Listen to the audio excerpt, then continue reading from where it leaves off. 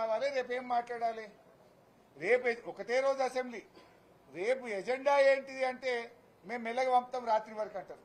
మీరు పంపేది ఎప్పుడు, ప్రతిపక్షాలు ప్రిపేర్ అయ్యేదెప్పుడు? ప్రజాపాలన అంటే ఇదేనా?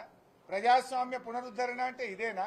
ప్రతిపక్షాల గొంతు నొక్కుడు, ప్రజా సమస్యలు చర్చించకపోవడం, ప్రజల గురించి పట్టింపు లేకపోవడం, ఎజెండా నిర్ణయించకపోవడం అంటే ఇదంతా కూడా ఇవాళ ప్రజాస్వామ్యాన్ని ఖూనీ చేస్తున్నారు.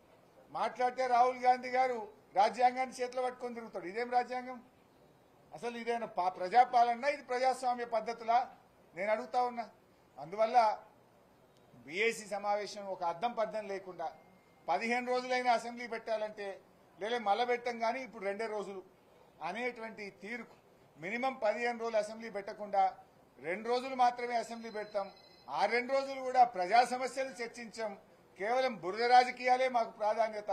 ప్రతిపక్షాల మీద బురద జల్లడం, స్థానిక సంస్థల ఎన్నికల్లో ఏదైనా రాజకీయంగా లబ్ధి పొందడమే మా యొక్క ప్రాధాన్యత అనే ధోరణిలో ప్రభుత్వం ఉంది కనుక దానికి నిరసనగా మేము వాకౌట్ చేస్తాం.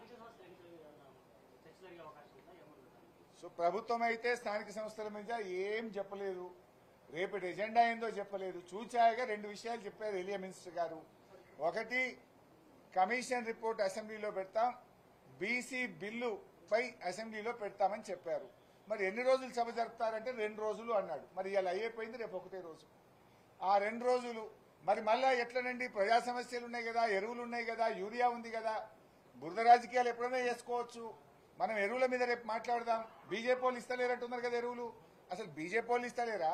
ఇది కాంగ్రెస్ వైఫల్యమా? ఎట్లా ఇది పరిష్కరిద్దామో అసెంబ్లీలో మాట్లాడదాము అన్నాం. దానికి సిద్ధంగా లేరు. They are not prepared to discuss in the assembly.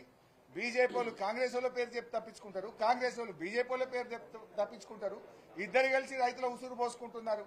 That's way we have boycotted from BAC meeting.